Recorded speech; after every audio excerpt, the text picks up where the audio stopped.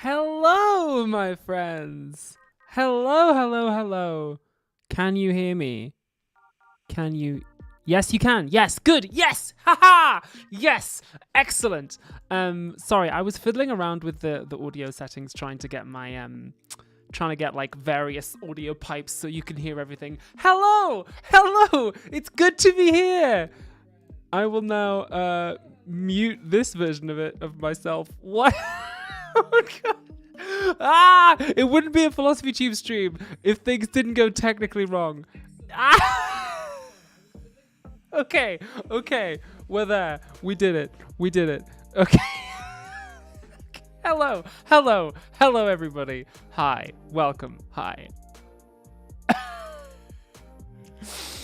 Okie dokie. So, welcome to the first in a brand new series of live streams, which I'm tentatively calling Acting Talk. So let me, hello to all the people in the chat. Hello. Carbon Umbrella says, can we hear it for the winged eyeliner? Yay.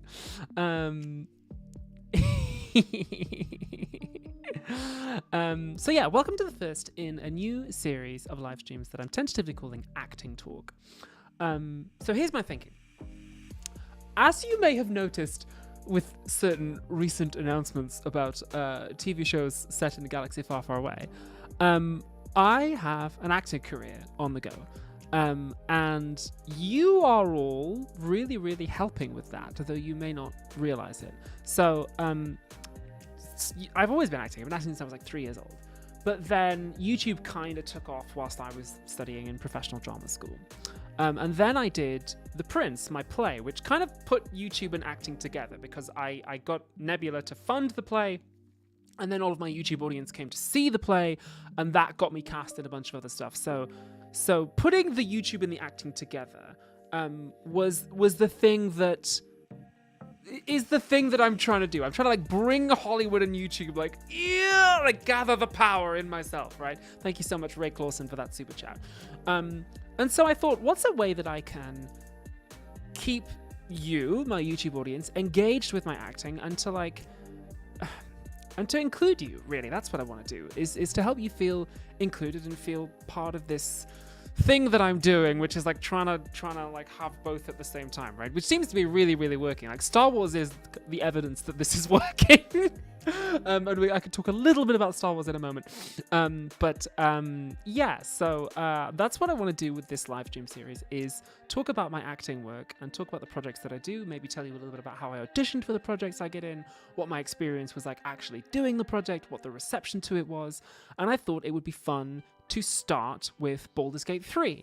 If you didn't already know, I have an acting role in Baldurs Gate 3. I played Nocturn. I voiced that character, and I had a really fun time doing it. I thought that would be a good place to start. One of my rules is going to be that I'm not going to talk about a project until after it comes out.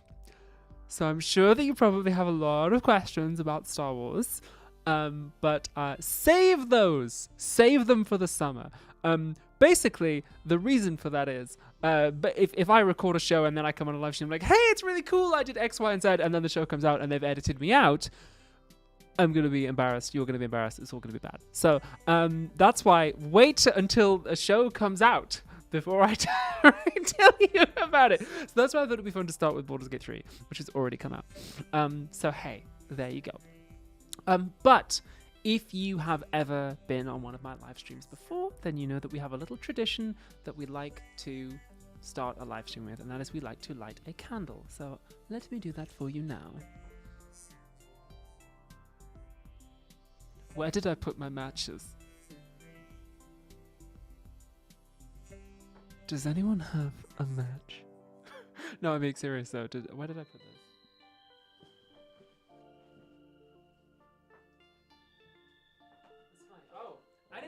Furniture either. I'm sorry. I'm so rude. Sorry. You came over to my house. I didn't even clear up. I usually move my jewelry table. Hang on a second. Yeah. God, I'm the worst host in the world. I'm so sorry. I'll go get the matches. Give me 1 second.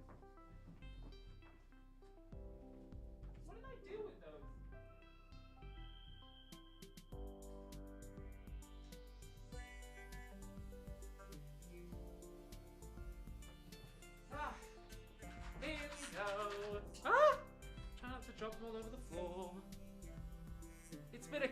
Dave, here you go. Here we go.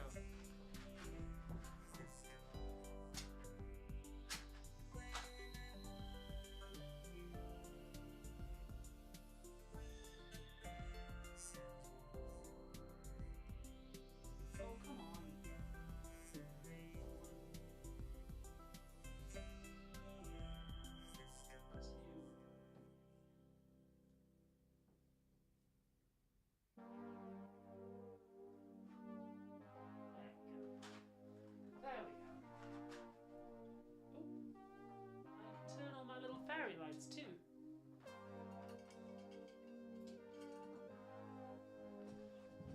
There we are. I'm so sorry. I wasn't prepared for you coming over. The reason is that I was fiddling around with audio cables and so on, trying to get it so you can hear my work. There we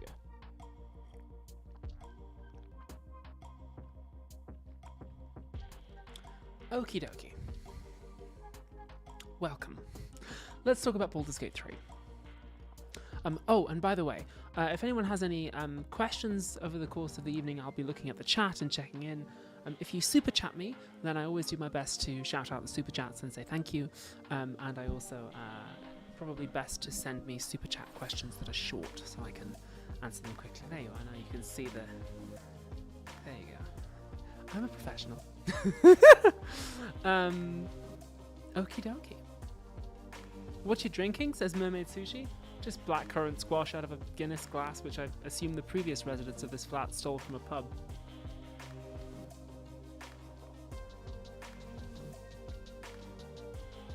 So yes.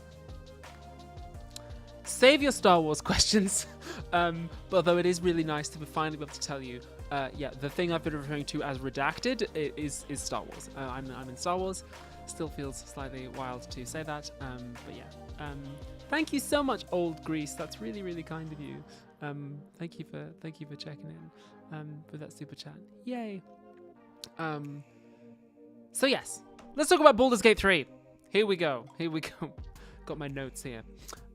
So I voiced a character called Nocturn. Here she is. She's at the end of Shadowheart's questline. If you follow Shadowheart's questline all the way to the end, then you will find me. Asari Vanguard. I did do some mocap, and we will talk about that in just a moment. People in the chat are asking, what's super redacted? Super redacted is the thing I'm not allowed to tell you, which is bigger than Star Wars. We'll get to that. Don't worry. You'll find out in good time. I'm not allowed to announce that yet. But I have a bigger role in something bigger, which I can't tell you yet. But anyway. I should now, fingers crossed, be able to play you some of the voiceover lines that I had in Baldur's Gate 3. Everyone hold on. It took so much work to route the audio through OBS and create a new device and the compromise is that you should now be able to hear some soft live stream music going on, which I can't hear, but whatever. Okay, here we go. Everyone hold on to your butts. Here we go. Engage.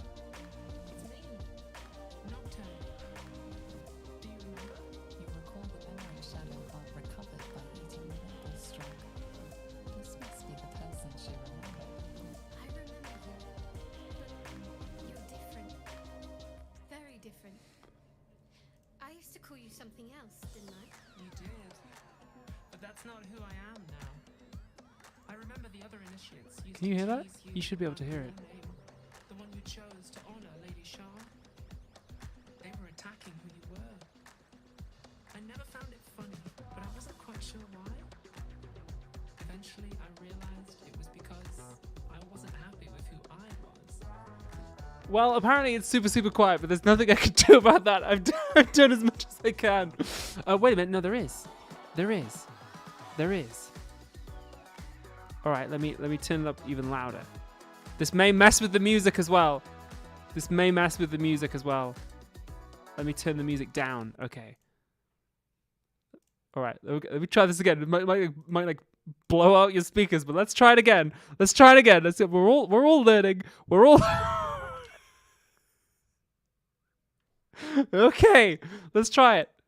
Let's see what I can glean. Shadowheart? I wasn't sure if I'd ever lay eyes on you again. It's me, Nocturn. Do you remember? You recall the memory Shadowheart recovered by eating the noble stalk. This must be the person she remembered. I remember you, but you're different. Very different. I used to call you something else, didn't I? You did. Professional But that's not who I am streamer. now. I remember the other initiates used to tease you about your name, the one you chose to honor Lady Shah. Get out of my They were chat. attacking who you were. I never found it funny, but I wasn't quite sure why. Thanks, Bookworm. Eventually, I realized it was because I wasn't happy with who I was. I couldn't keep going like that. But seeing how you fought on, I realized that I didn't have to. From then on, I was Nocturn. I was Nocturn. Woo! I did it. Professional live streamer. Let's go. All right, here we go. I'm going to turn the music back up now. So now you should be able to hear some soft music. There we go. That was me. I voiced that character. Is she canonically trans? Yes, she is. Yes, she is, because you can actually find somewhere in the game, you can actually find her. Whoops, that's fan art. We'll get to that. You can actually find her journal where she confirms that she is trans. So woo! Canon trans character in Baldur's Gate 3, voiced by me. Woo! I had a great time. It was really fun doing it. Yeah. So I thought I'd tell you a little bit about it, starting with like how I got the role. Again, if you didn't already know, like I'm a professional actor. I went to professional acting drama school. I went to East 15 acting school, and I studied acting and was taught voice acting and all the rest of it. I've actually done a little bit of voice acting before. So my audition for Baldur's Gate 3 went like this. I didn't actually have an audition because I was working on another video game called Harmony Fall of Reverie, and my voice director on that was a lovely lady named Beth Park. And after one of our sessions one day, Harmony took us like several days. Thank you so much, Clara Carlson, for that super chat. After one of the days of working on Harmony Fall of Reverie, Beth Park got in touch and she said, hey, like I'm directing this other game soon. There's a character in it who I think you'd be really good for. It's called Baldur's Gate 3. The character's called Nocturn. And I was just like, oh yeah, like, I think I've heard of Baldur's Gate before. Like I said, yeah, sure. Send me the send the offer to send the brief to my agent and send me the offer, and then we'll see, we'll see if we can make it work. So then my agent got the brief, and my agent showed it to me with a little bit more detail. And I'm just going to close another window I got here. And my agent also chatted through like the business side of things as well. And they sort of went back and forth on that a little bit. And in the end, they got an offer that we were happy with. I'm represented by United Agents in London, who are like a really, really good agent. I got them when I was cast in Django, which is another series that we'll talk about another time. It's a Western series. So they went back and forth, and they got an offer I was happy with. It's always good to have like a really big agent in your corner, like a tough, no-nonsense agent. And honestly, like what drew me to the role of Nocturne was I knew I liked Beth. I knew I liked working with her. And also, like, I like video games. I thought it'd be cool to be in a video game. And also the role required a bit of motion capture, which I'd never done before. I'd never done mocap. And I was excited. You don't get better as an actor by staying in your comfort zone. And that's really what I want to do, is I want to be the best actor I can. That's what inspires me. Thank you so much, Falling Outside, who asks, would you ever consider doing a live D&D game?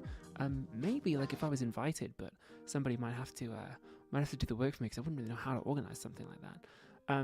Zandria Water says, does your background in philosophy factor in the roles you choose? Not really. I audition for a lot of things. 99% of the things you audition for when you're a professional actor, you do not get. And I audition for all sorts of things, some of which is great and some of which is not. But I audition for the things that my agent sends me. I go out for whatever. And if I get offered the role, then normally I'll take it. There's been one or two times I've been offered something and gone, you know what? don't think I want that actually. But no, generally I audition for whatever my agent sends through, and we talk a little bit about every now and then about strategy and sorts of things we're working towards. So yeah. So yeah, I liked it because it had motion capture, and I was like, okay, I want to try that. So yeah, that was how I initially got the role. It's just that I did a good job on something else, and the voice director liked it. Do the writers let you influence or provide personal nuance and experiences to flesh out Nocturn's character, says Cerulean. So, no and yes. We will get on to that. Actually, funnily enough, I was about to talk about how I created the character. Old Grease says, do you think it affects your agent's choices? I hope not. I trust my agents to be kind of business people, really. Yeah, that's what I have them for. Yeah. The Beat says you should play Baldur's Gate 3 if you haven't.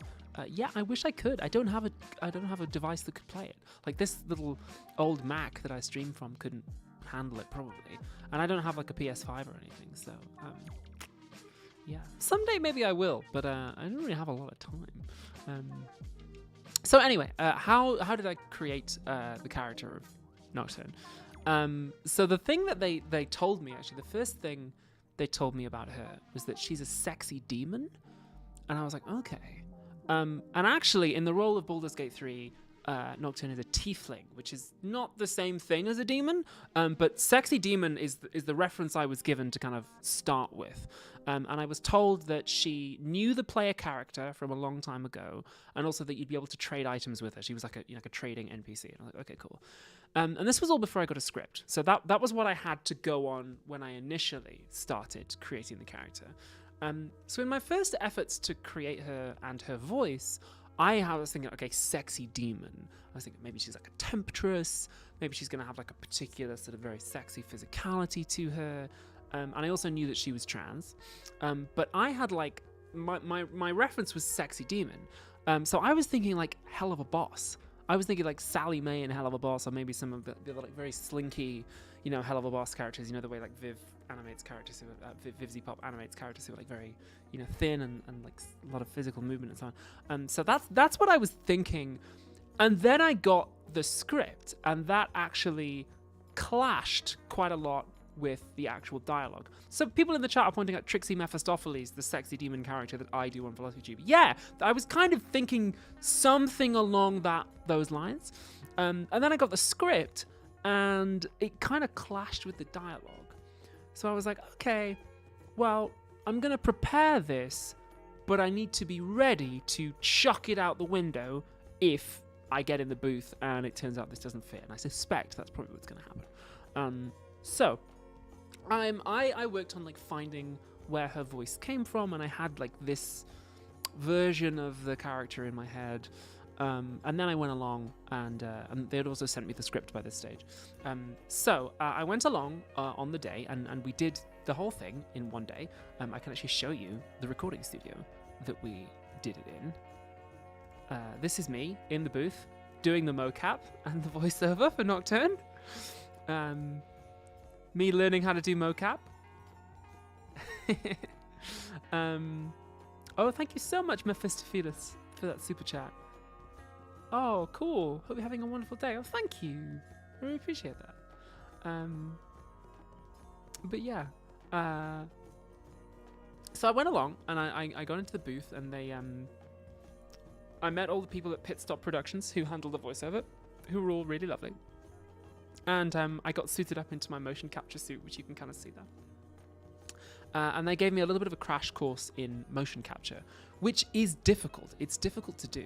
So you kind of have to like, there's all sorts of rules about what motions you can do. Like this, you can't just do anything. There's like certain things you can't do because the computer won't read it. Like you can't put like limbs behind other things and so on. And also, there's like if you go too fast or whatever, it doesn't pick it up. Also, something they told me was that I had to start every line we devised a pose, a kind of neutral pose for Nocturne, right, when you encounter her, which I think is what you're seeing here. And oh no, maybe arm down. Yeah, so you have to start every line in that neutral pose and also finish every line in that pose, which is really challenging. It's challenging to make that naturalistic. And they were capturing my body movements, but not my face. And I guess so there were a few challenges with it. One is that like no, I didn't have to do a T pose, Rowan Crump, no. Thank you for that super chat, Mario Word Glass. That's sweet of you. But there was no other actor present. So Jennifer English, who voices Shadowheart, the character that Nocturne spends most of her time talking to, wasn't there in the booth with me. I don't think I've met like any of the other voice actors from. I think maybe I met Jen briefly in the corridor.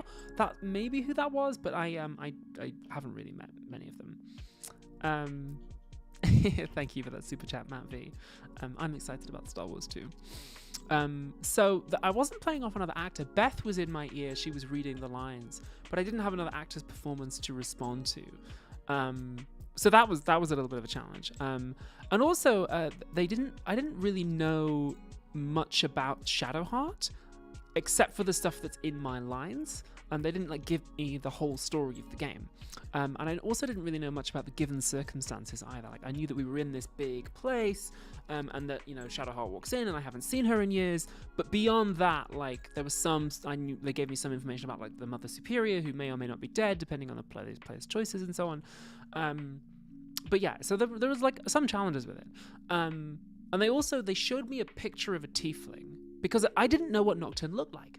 I didn't know what she looked like until the game came out, because they didn't show me the design, or they didn't have a design when I recorded the lines, you know, perhaps. But the image they showed me of a tiefling was very sort of like fire and brimstone. It was again something like sexy demon, right? And that sort of played to the sexy demon image I had in my head, right? So we were out it for a couple hours in the booth trying the kind of like sexy demon thing, and it wasn't really working. Beth wasn't feeling it, like I wasn't feeling it. It just wasn't really clicking. I think I said something like, you know, this demon thing, that's the word I've got stuck in my head, and it's not really working for me. I feel like I'm fighting the dialogue. Do you mind if I just try it a different way? And Beth was like, yeah, please. Let's try it. And so I said it feels like she's like a friend to the player. And like really wants to help rather than to ensnare or to seduce. Like I was playing a lot of actions that were like trick, ensnare, seduce, and I was like, what if my action is just like help, offer, console? Like what if I just sort of do something else with the character? Eliza Wheeler says, would you cosplay Nocturne like Morgana did Sally? That's a nice idea. I guess if I was at a con or something. I mean, if people care enough about Nocturne, I could. That would be kind of a flex, right? I think maybe there might be some other characters I can cosplay coming up, but that could be fun, maybe. So yeah, I just tried this different approach based around it. What if she's just like, you know, really good friends with the player character? And so originally I had this sort of very deep and sexy voice, like, oh hello, you've found me, and all the rest of it. And so I decided, what if I just kind of chuck that out? What if I just kind of pitched my voice up?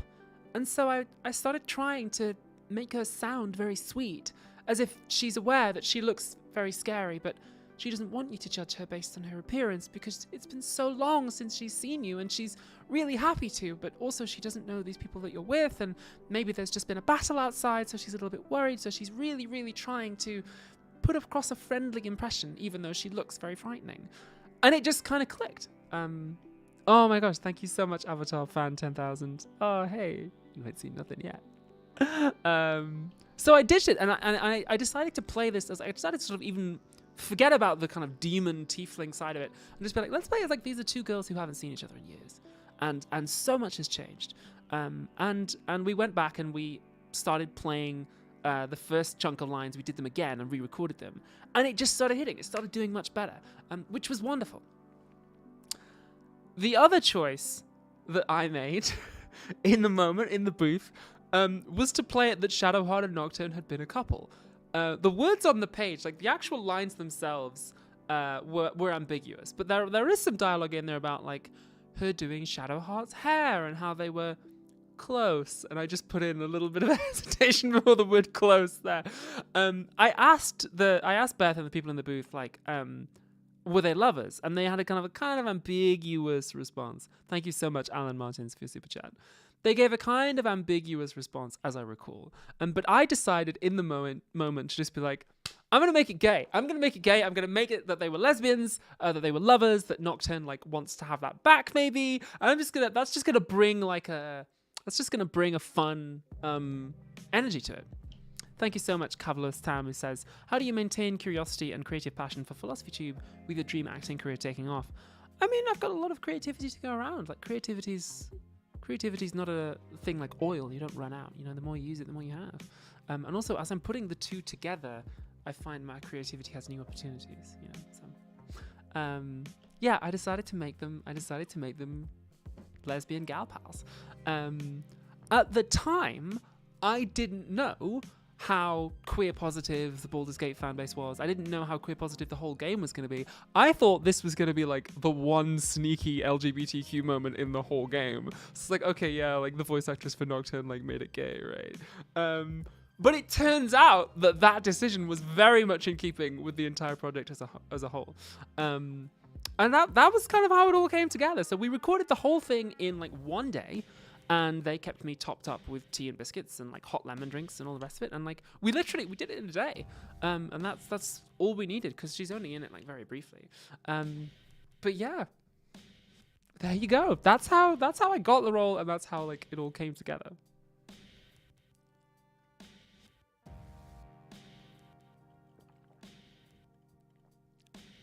Hey, hello, people in chat. Yeah, Mermaid Suji says, meanwhile, the entire game is gay. Well, I didn't know that because I hadn't seen any of the rest of the script. Like, I only saw my lines and the feed lines, the thing that the player character says immediately before. That's it. That's all I got. Baldur's Gate 3 is so gay, says Azari Van God. Yeah, I didn't know. It's great. There you go. Eliza Jane Smythe says, thanks for the recommendation for Shan Spear. Love her. Hey, awesome. Oh, and it's your 5th super chat on a live stream. Yay, thank you. Yeah, they were roommates, says Armin and Jan. Grimbeard says, can't the player character be of any gender? Yes, the player character can, but I decided to play it that Nocturne and Shadowheart had been a couple in the past.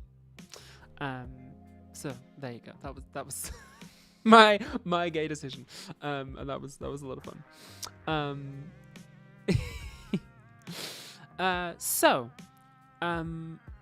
Long-time viewers of my streams will know that when I do an episode of Philosophy Tube, I have 3 criteria by which I judge it. And a while ago, actually it was when I was doing Star Wars, I realized I want something similar for when I act, because it's very easy to come away from an acting project and like, oh my god, like, what if I'd done this? What if I'd done that? Like, could I have done better or whatever? And it's very easy to agonize. So I developed 3 criteria that I use for judging my acting work. Thank you so much to Cynical Wywolf, who points out that many people who make video games are queer. Yeah, it's very true. I don't know many people who make video games, I guess apart from me. So there you go. So yeah, my 3 criteria for judging my own acting work are: did I prepare sufficiently? Did I listen to my fellow actors? And did I serve the text? So, did I prepare sufficiently for Nocturne? Yeah, I think I did. I developed a version of the character that I thought would work, but I knew that I might have to like change it a bit and adapt a little bit as well, and like listen to my instincts. So yeah, I'm pretty confident. I did my prep. You know, I turned up to the studio warmed up and ready to go. I didn't get in there with a cold voice. I did, was ready to go, ready, professional. Did I listen to my fellow actors? Bit tricky because there weren't any. It was just Beth. But I guess I tried my best to respond to what Beth was giving me. And also, I guess, listen to my fellow actors, like, / the director, right? So, I mean, like, when I say listen, I don't just mean, like, listen and pay attention to the words people are saying. When actors talk about listening, it's a way of kind of like being present in the scene with someone else, of like responding to what they're saying, not even in a conscious way, but rather than just like you see some actors like very focused on their own performance, and you have to be like, just remember to listen, and they go, oh yeah, I'm like in a scene with someone else. The other person lifts half the scene, right? So I did my best to listen, like, to my instincts and to my director and to my fellow actors, I guess, even though there weren't any. So I'm gonna give myself a tick. And did I serve the text? Yeah, I think I did. I think initially when we got in there, I wasn't serving the text, and that was the problem. The way we fixed it was by me going, okay, I need to serve the text here. What I mean by that is that, like, every scene has a purpose, or well, like multiple purposes, right? Sometimes the purpose of the scene in general might be like, it's got to be exciting, right? This is a scene where we get the audience going, right? Or this might be the scene where we want the audience to go, oh, right? Even just basic things like that, right? Or maybe we want the audience to know something here, right? That would inform the choices an actor makes. So I said to myself, okay, what is this scene doing? It comes right at the end of Shadowheart's quest, after a big fight. I thought, well, this, and they also said this is going to be like a scene that's not essential. It's going to be like a side path. So it's like a reward for discovering, right? And I've learned a little bit over the years about the way games are designed and how you give players rewards for exploration. And so I thought, okay, maybe this scene, in my head, this scene is you get to the end of the difficult bit and you meet this character and you learn something new about Shadowheart, who you've spent the whole game with. And you get a nice moment of like, oh, that's what I wanted the audience to do, is be like, oh. So I was like, okay, that's what I think the purpose of this text in this scene is doing. So I made choices that informed that. And I decided in my voice and in my physical motions to make this scene kind of nice. And I kind of like that. I kind of like that as an end result, even though you're talking to someone who looks very scary. She is sweet. Oh, I think I've accidentally closed the window. Oh no, there it is. Yeah, even though she looks scary, she is sweet. So yeah, that's what I was trying to do, and I think we managed that. Yay, smiley Nocturn. There you go. Happy times, happy memories with your old friend Nocturn. Fun times. So yeah, if I do all of those things, if I fulfill all of those 3 criteria, then I'm like happy with my work. And you can always have done better. You can always say, oh god, if I'd had like one more take, or if I'd had one more, day to rehearse or whatever, or if I'd gotten a little bit extra time in the mocap suit, then it could have been better. But the job is the job, and the schedule is the schedule, and you've got to make the magic with what you have, really. So yeah. Eddie Angstman asks, did they make Nocturne trans because you played her, or was that a coincidence? No, she was trans and then they cast me. So Beth said that the character was already written as trans. Apparently they looked around for a bunch of trans actors and couldn't find anyone they liked. Apparently they auditioned a few other people.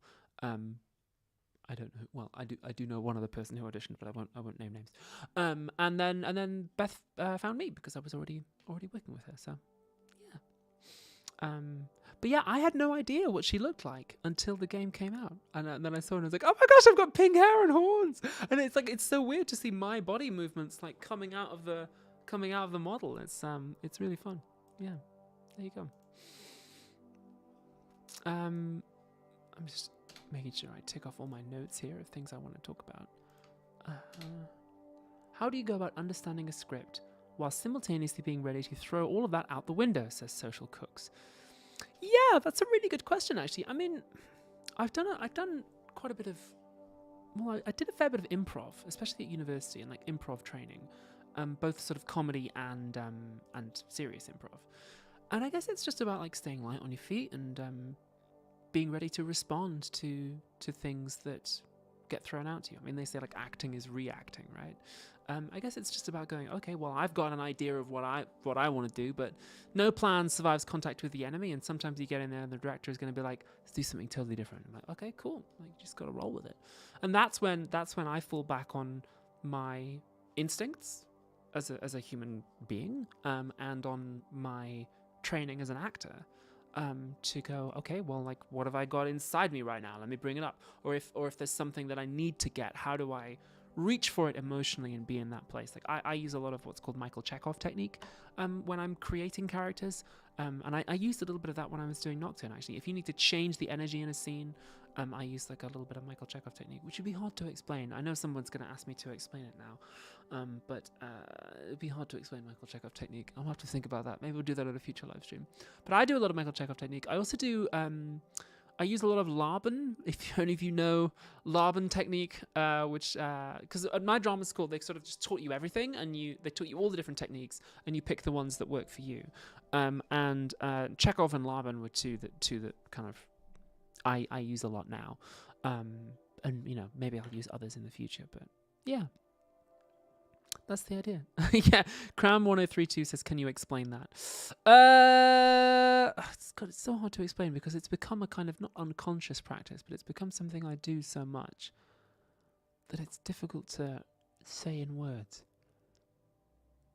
You know what? I'm going to save that for a future live stream because I don't want to explain it and get it wrong. But you can always go and Google it. Yeah. Is it related to Chekhov's gun, says Avatar Fan 10,000. So I think Michael Chekhov was Anton Chekhov's cousin, but don't quote me on that. Yeah. Hello, Jose Martin. I'm afraid the rest of your screen name has been cut off, but says love from Mexico. Thank you for that super chat. That's so kind. And Alice Quinn Rose is in the chat. Hi, Alice. Do you feel like you've made it or not, says Ben Jones. No. No, I don't.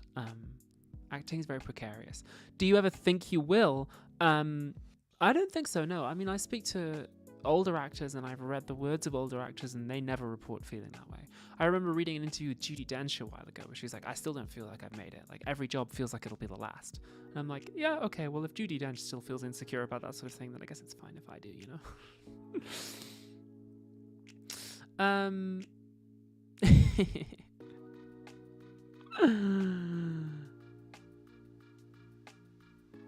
I only just got here. Where would I have heard you in game, says Avocado. If you follow Shadowheart's questline all the way to the end, then you will find me. How do you think your time as an actor and how you approach your role has changed over time, asks Queen Stodge. Ooh, that's a really good question. So I guess, well, going to drama school was obviously a big change for me, but if I only think about the roles I've had since drama school, I've gotten more methodical with the roles that I play.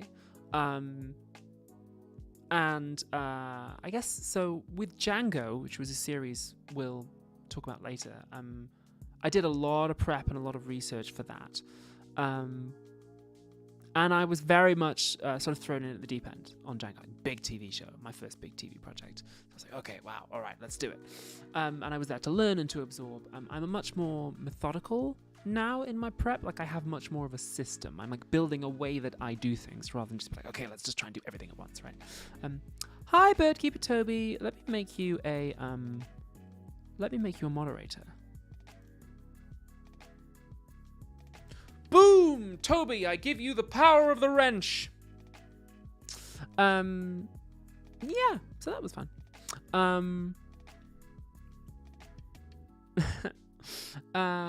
Yeah, I say I'm more methodical in my approach to building characters now.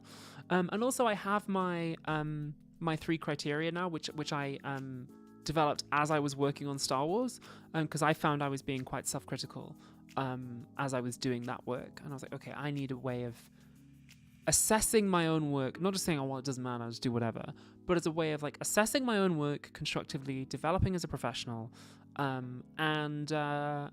also like going home at the end of the day being like satisfied, right? So yeah.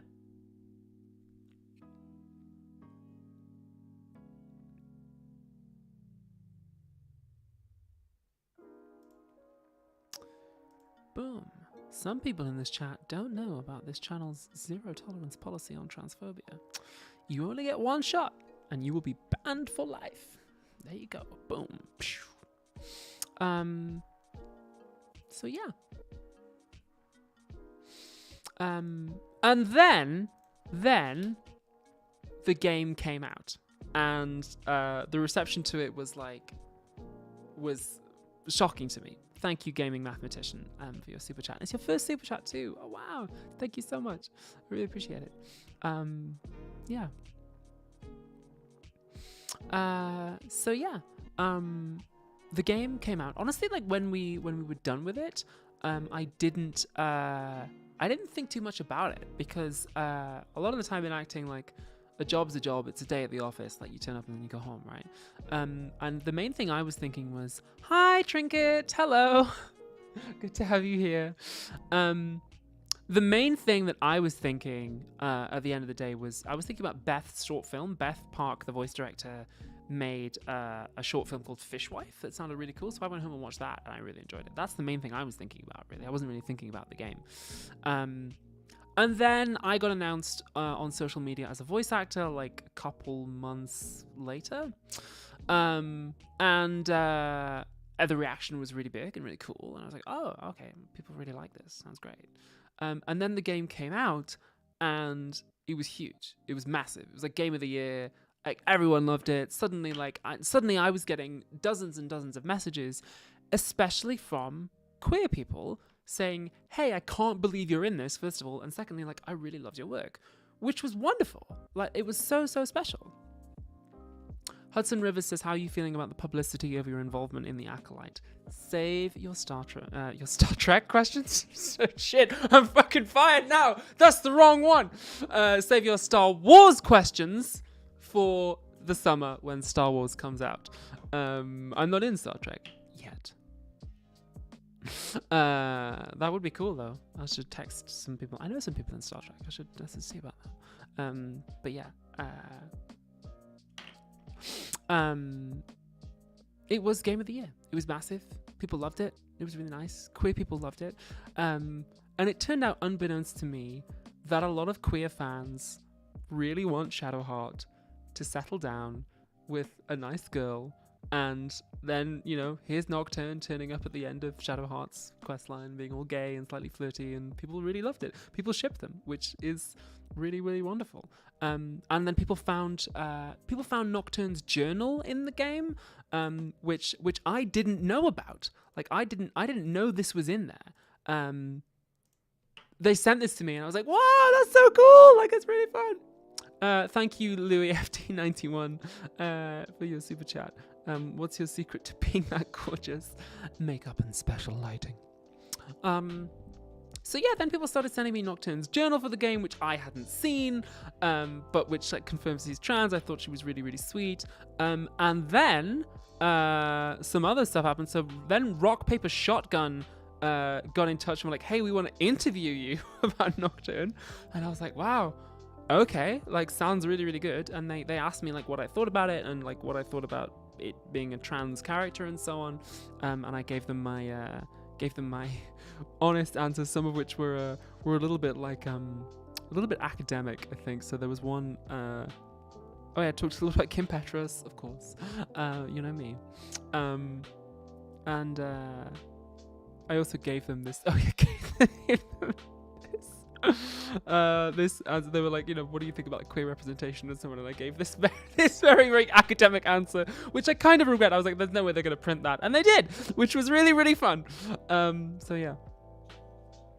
Kuchia Kokov says Lower Decks needs to hire Abby for a role. Funnily enough, a friend of mine is one of the directors on Lower Decks, and yeah, I should see her next time I go to LA. Actually, I would like to make that happen. I keep telling my agent. I've told my agent a couple of times, like, get me a Lower Decks, but that stuff gets made years in advance, and you know, big voiceover stuff like that gets. Honestly, the voiceovers is recorded like years in advance.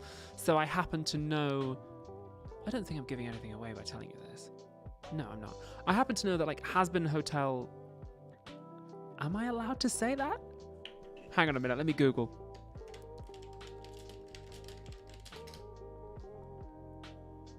Okay, good. It has in fact been confirmed. Yes. So Has-Been Hotel season 2 is gonna come, and they are recording the audio for it now, and it won't be out for like ages and ages. Animation takes like so long.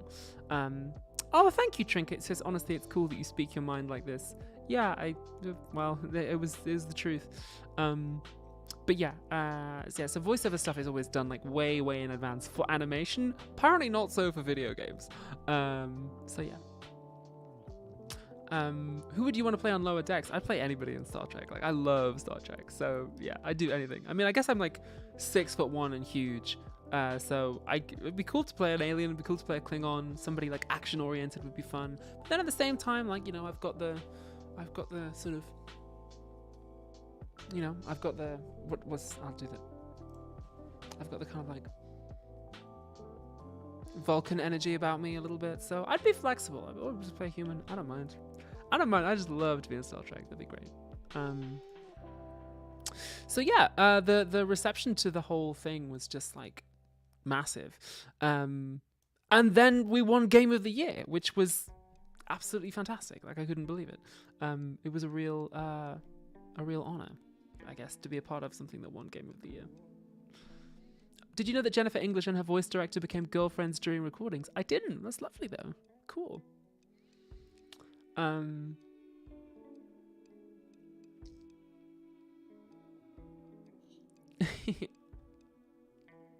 Somebody's currently playing Baldur's Gate 3 while they listen. Hey, nice.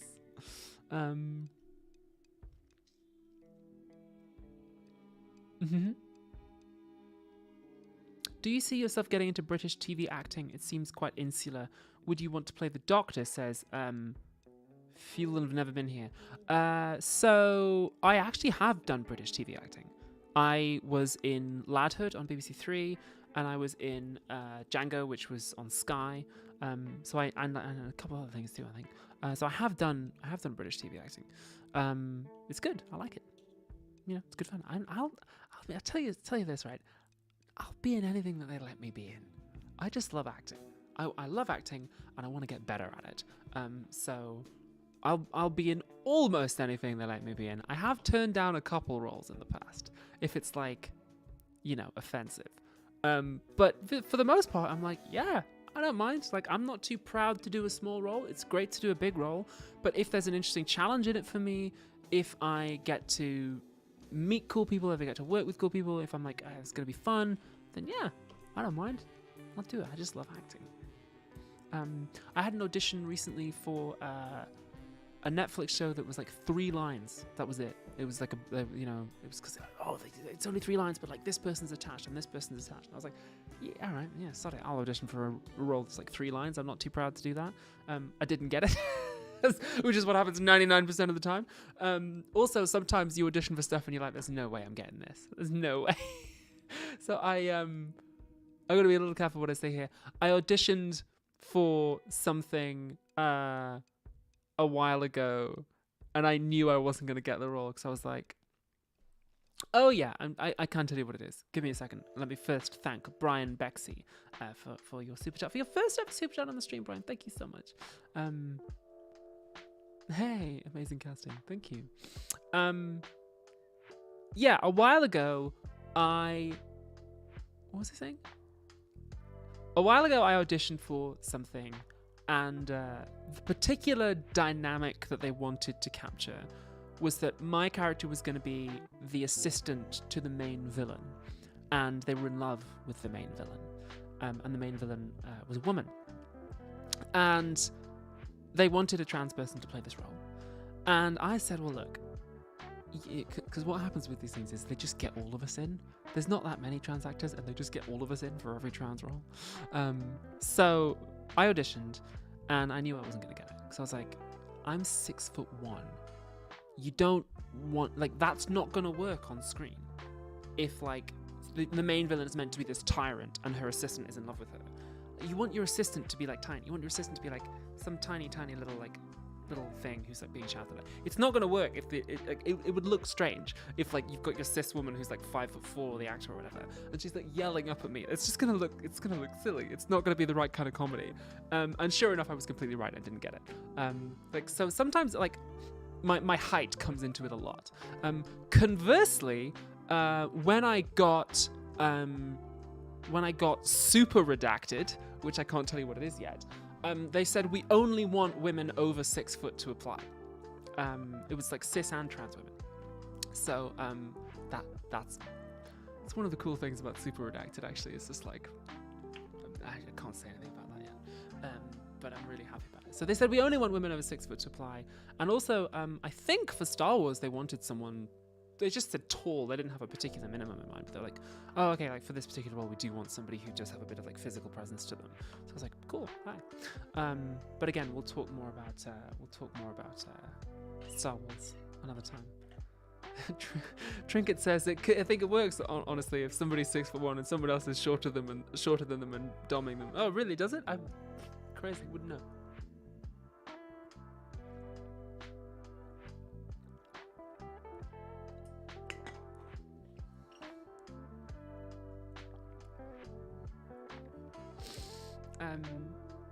So yeah. Oh, and then I found out that there is so much Nocturn fan art. So much of it. Like, look at this. Some of the fan artists, and by the way, this wasn't sent to me. This isn't like for me. I found this on the internet. Let me move myself out of the way here. Let me move myself over here. Woo! I found this, I think, on Twitter or Tumblr by Ainvuart. You can see the names in the bottom there. But like, look at this. There's so much beautiful fan art that people did because people ship Nocturne and Shadowheart, and it's so lovely. Like, people do little web comics about them. This is by A2's Illustration. Let me scroll up a little there so you can see the name. Give them the screen time. But like, people do these like cute little web comics about them, and like this one's by A Sparkle That Is Blue is the name of the artist. A Sparkle That Is Blue on Tumblr did loads and loads of this one I really like. This one is so nice. It's them as kids. Isn't that nice? Thank you to Congressional Baseball for your super chat. I came out as trans and your videos have been a big support during the process. Oh my gosh, congratulations. Yay. Yay. Here's another one by Cherry DJ. Like, look at this. Look at the detail on that. That's so good. Like, artists are amazing. Like, fantastic. And there's also, I discovered, a lot of fan fiction. There's a lot of Shadowheart x Nocturne fan fiction. Some of it is tagged as explicit. I haven't read that. I did read one. I read one on AO3, a non-explicit one. I deliberately found a non-explicit one. What was it called? It'll be in my internet history forever now. Let me try and find it, just so I can give that fanfic writer a shout out. The one bit of fanfic that I read, I've been looking up how to sing like Alex Brightman. That's what my internet history is full of, and buying trucker hats and wine. It'll be on AO3.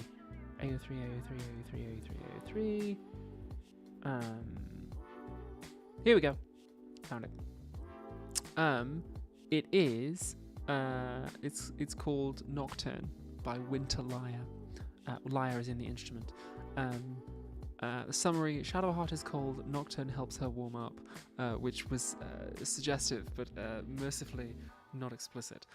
So thank you very much to Winter Lyre for your fanfic, being the only Nocturne fanfic that I read. I have not read the explicit ones, and I don't think I'm going to. It's slightly strange. But yeah. Thank you so much for writing it. It made me happy. Very, very sweet. More fan art here from Jeez Marty, which is fun. Jeez Marty. Yeah. Sweet. And then this one by Linka from Captain Planet. Look at that. That's so gorgeous. Isn't that nice? This one by Purr's Bad Art with the hair thing. It's so sweet. This one by Cyone. Look at that. Isn't that incredible? God, I should cosplay Nocturne at some point. That would be cool, wouldn't it? That would be cool. I bet the wigs are hot. As in, like, warm, very warm. And I have to paint myself purple too. But I guess if Morgana can do it, that would be a hell of a duo cosplay, wouldn't it? If Morgana was Sally Mae and I was Nocturne, that'd be good fun. That'd be good. I should suggest that. This one by Jaguar Most. Look at that. Isn't that so sweet? Look at the colours on that. Amazing. Oh, and this one's by Winter Liar, the same person who wrote the fanfic. Hey! Let me try and get their so it won't scroll down enough to get their name on the screen. There you go. There it is. Hey! The same person who wrote the fanfic also did a picture. Wow, look at that! Multi-talented artist. Shout out to Winter Liar. No, I found all of this on Tumblr. I just put like Shadowheart and like Nocturn into Tumblr. Eliza Wheeler says do it. Maybe.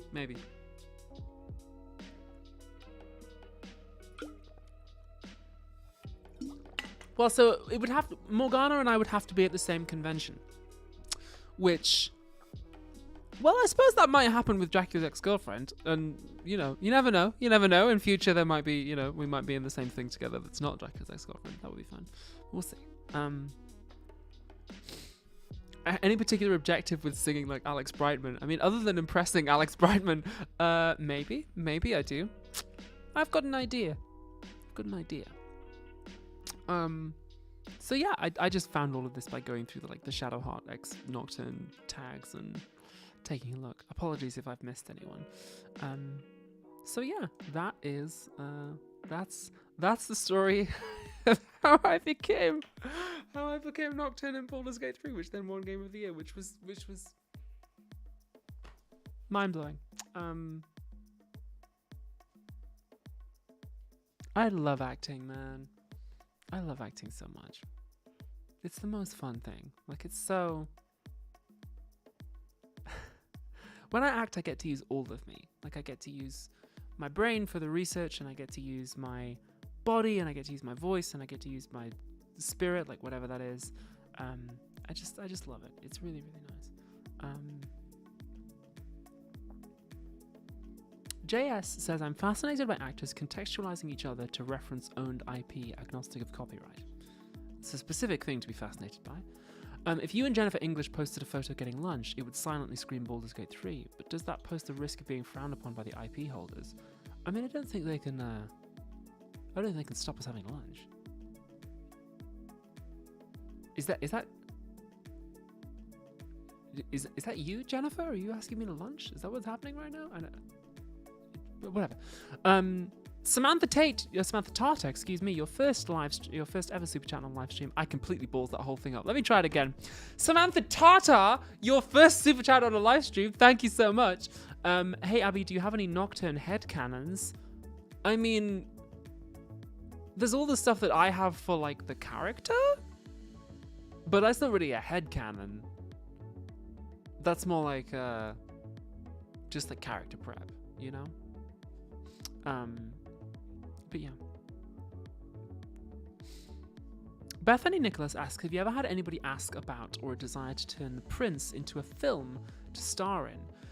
Yeah, I mean, I talked a little bit about that to some production companies back when The Prince was finishing up.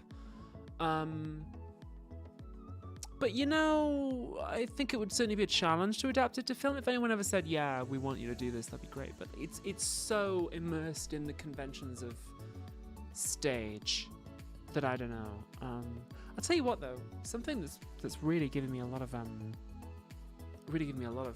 like heartwarming feelings at the moment is that the first amateur productions of The Prince are happening now, like across the US. There are people in Tennessee and Maryland and I think North Carolina, like who have licensed the play to put it on. It's gone out to licensing now. So if you want to put on your own production of The Prince, like you can get in touch with my agent and we can license it. So that's sort of incredible, really. That's really making me feel good, including doing it in states where queer people are kind of like being persecuted or having a difficult time right now. So that's making me feel really happy and really good. Crown 1032 says, I feel like The Prince depends on the actual performance being there with the way it plays out. Yeah, I'm inclined to agree with you. I think it would be difficult to adapt. I think it would lose a little in adaptation. Yeah.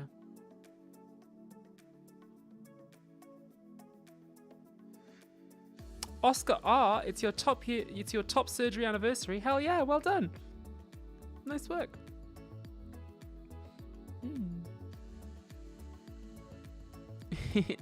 Samantha42 says, I watched your coming out video and couldn't ignore I was trans. Oh, congratulations. Thank you. And Steve Jones 313 says, hi from a fellow Geordie. Hey, how's it going? I want to play a Geordie on screen. I want to play a character with a Geordie accent. So when I auditioned for Super Redacted, I went in there with a Geordie accent. And that was one of the options we discussed. I mean, we even got to the stage of like talking to the dialogue coach about having a northern accent. In the end, they decided to go a different way with it. Yeah, I want to play a Geordie on screen. I want to do a Geordie accent at some point. It's cool. So I think maybe I'll just hang out a little bit for the rest of the stream. Maybe do another like 15-30 minutes. If anyone's got any like acting questions and stuff, we can just chat and just hang out. I'll tell you what else I'm going to do is I'm also going to fiddle around with the settings in my computer so that I can hear the music, and that should be good. And then I can gauge yay, now I can hear the music that you can hear. Good. What is a Geordie? Says Armin Enjan. A Geordie is somebody from Newcastle upon Tyne, the greatest city in the world. Azari Vanguard says, seeing the voice actors really engage with the community has been a real treat. Isn't it though? Isn't it so nice? I mean, I think that I was chatting a while ago to somebody about AI, which a lot of people in particular in voiceover are very worried about. And I was saying that like replacing your voice actors with AI is such a bad idea from a promotion point of view, because your voice actors, as Baldurs Gate 3 showed, are your biggest like social media promoters. When people are out there like engaging with an audience like this, you know, it drives conversions. I mean, the Prince and Dracula's Ex-Girlfriend are entirely powered by audiences being interested in seeing me do stuff. Well, powered by you. That's why we're all here, right? So I just think this like, oh, we're going to replace you with AI, and like, you know, all actors will just be AI and models of your face projected onto Captain America. I'm like, no one's going to want that. No one's going to see that. No one's interested in that. Like, an AI can't be a star, you know? You can't have a star. You know, not even a star, but just like somebody people are like parasocially interested in, or somebody that people want to succeed. I mean, that's been something that's been so beautiful and like really moving, especially since the Star Wars thing got announced, is so many people have said to me like, we're really happy to see you doing this. And I was like, thank you. It's nice when people are nice, you know? You couldn't say that to an AI. Nobody's going to send fan mail or do fan art of a fucking computer. Like, come on. What's the point?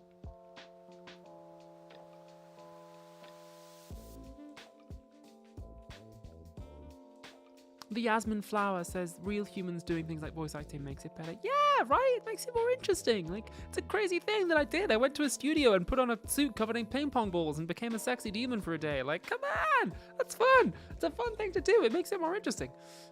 You wait till I can tell you the stuff I did for Star Wars. Like, oh my gosh, like... I can't talk about Star Wars. But I had a fun time.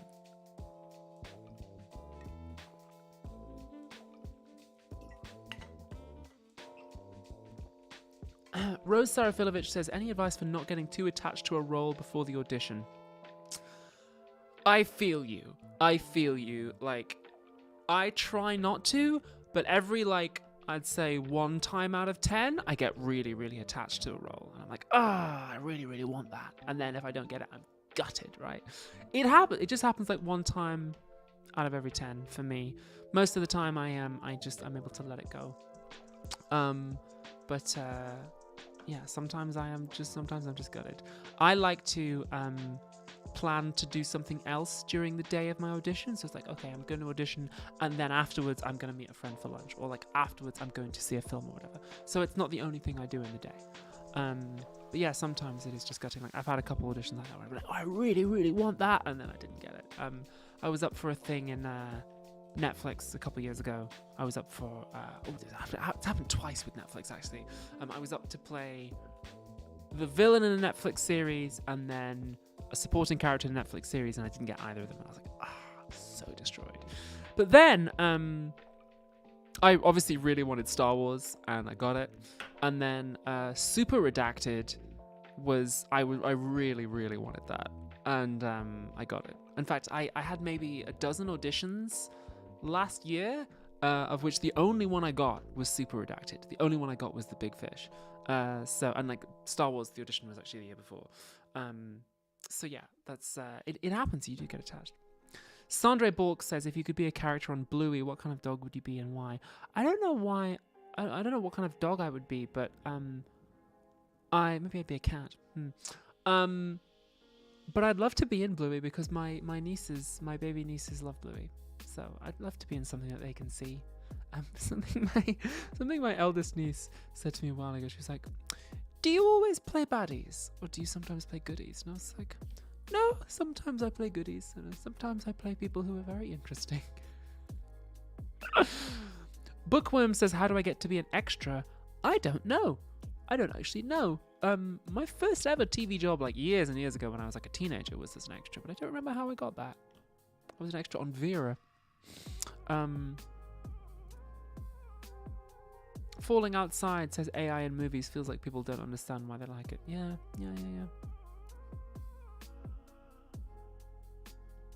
How can we find out about upcoming live shows for Kill James Bond, says Bethany Nicholas. We usually tweet about them on the Kill James Bond Twitter account. That's usually the way to go.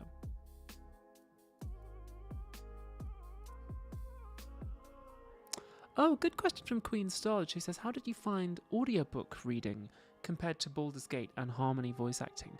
So, audiobook is a marathon. I'm doing some more audiobook soon for something I can't tell you.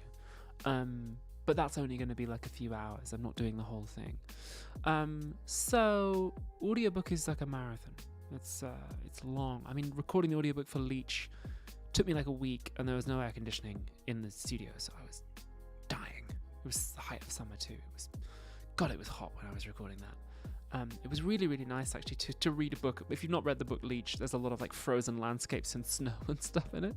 So it was nice actually to escape to a cold world when I was so warm.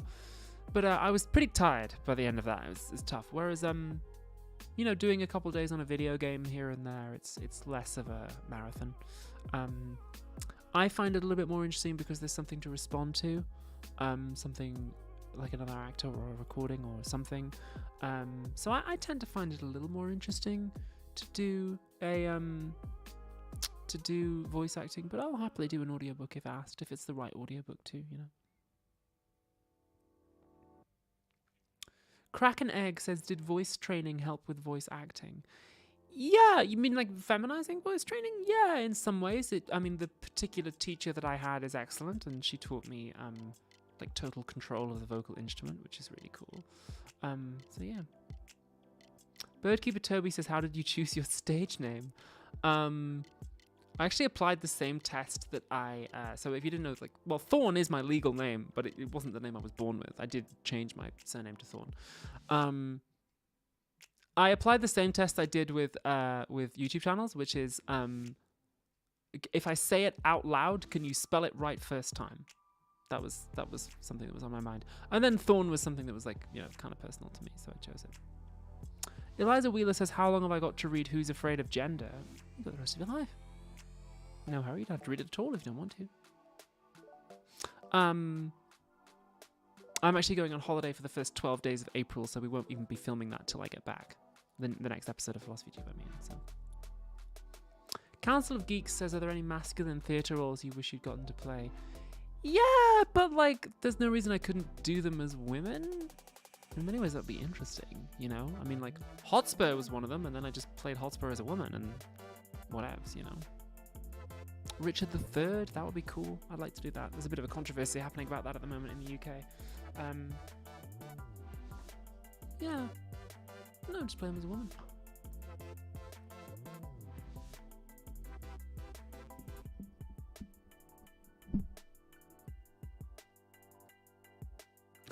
Nick Robinson says, Abby, how do I become even cuntier than God? I don't know. Great question, though. Sandre Bolt says, have you watched Constellation? I have not. Afraid not. Female James Bond when, says Axe on Radio. Yeah, that'd be cool, wouldn't it? I'd like to do that, but maybe not. I don't know. Part of James Bond's whole shtick is that he's very guyish, right? So I don't know.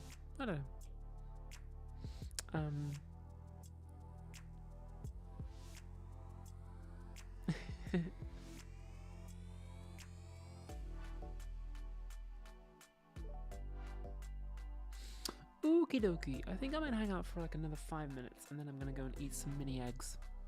I've got to do a little bit of work too. The highlights from these live streams are going to be edited down and posted on the main channel. So if you miss the main thing, you can just get like the highlight reel. That's all going to be edited together by a new editing team at Nebula, and your super chats are going to go and pay the editing team to create the highlight reels. So hey, you get more content, you get more short form content between Philosophy Tube episodes. That's the plan.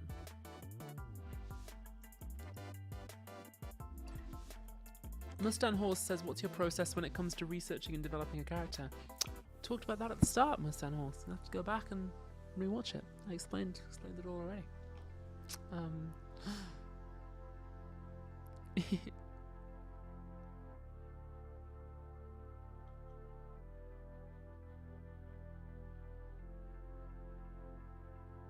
Atomic Blonde was a bit like the female James Bond, says Brazil Canal. Yes, we reviewed that on Kill James Bond, my movie review podcast. We weren't particularly kind to it. Thank you, Sarah Hong, for that super chat. Says, have you played Dungeons and Dragons at all? Someone asked that earlier on. I played Dungeons and Dragons once drunk at university, and we just weren't very good at it because we just lost interest, really. As I understand it, it takes a long time. I could be tempted, maybe. Oh, thank you, Azari Fangod. That's really kind of you to say.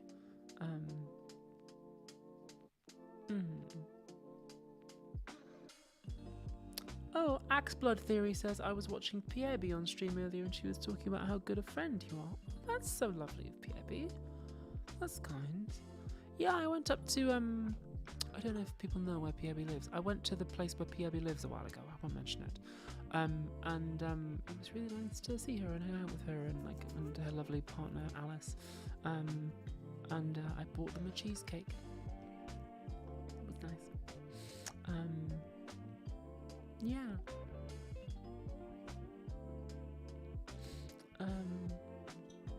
The way you talk is so chill, very different to how you appear in your videos, says Rick CU. Yeah, I mean, it's late at night. We're all just chilling out. We're relaxing. Armin Gook says, are you worried about the backlash that will come when Super Redacted comes out? Not really. No, not really. Because, people are generally really positive.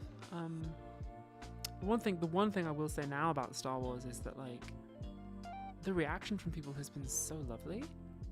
For the most part, like, if there's been hate and stuff, like, I haven't really seen it. Thank you, Hudson Rivers. So yeah, James Dieter says hello from Finster's chat. Hey, hey Jude and all your little friends. But yeah, the reaction to Star Wars news has been really positive, for the most part, and I honestly know that the only thing that would worry me is that if, like, people in the industry care. People in the industry do not care.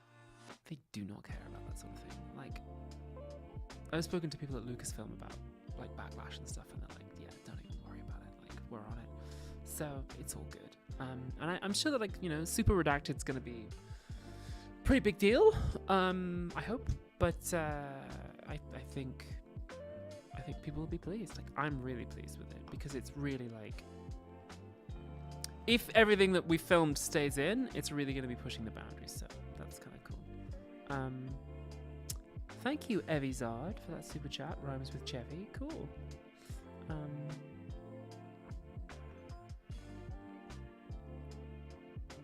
Yeah. Somebody says Finster got doxxed by the Times. Yeah, she texted me about that. It's a real shame. Yeah.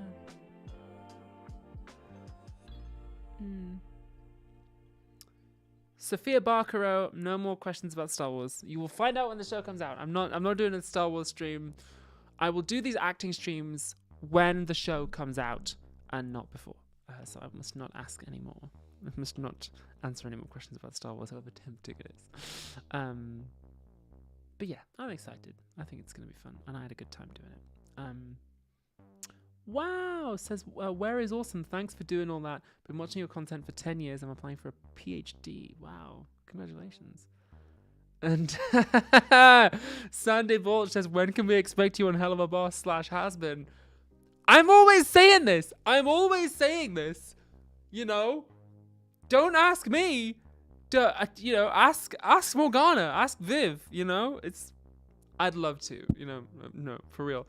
I would love to. I'd be honored anytime with that whole crew, because I've now met obviously, like, Morgana and I are very good friends, and I've now met Brandon and Adam, and just like everyone who I meet who's involved with that whole crew is just so lovely. And everyone who I haven't met looks amazing. Like, it just seems to be a really cool person. So, I think I may meet Viv at some point this summer. I think probably our paths are gonna cross. Maybe because she's in LA and I'm gonna be in LA a little bit. So, yeah, I'm sure. But it's not up to me. You know, it's also up to whether or not there's a role that's right for me. But I would love to. That'd be really great.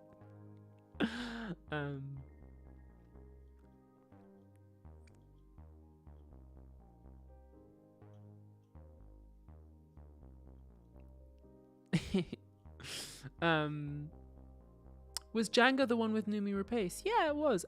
I'll do another stream about Django sometime.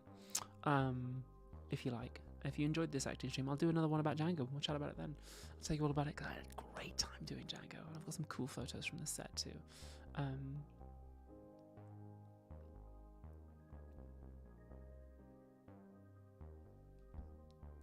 Thank you, Evizard, for that super chat again.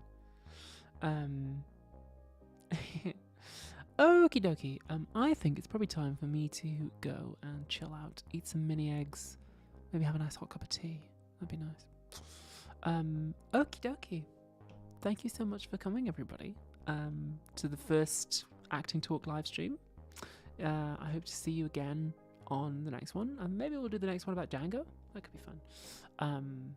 Unless there's something else you want me to talk about. But yeah, I'll space these out. Probably no regular schedule or anything like that. So, yeah. Thank you so much, everybody.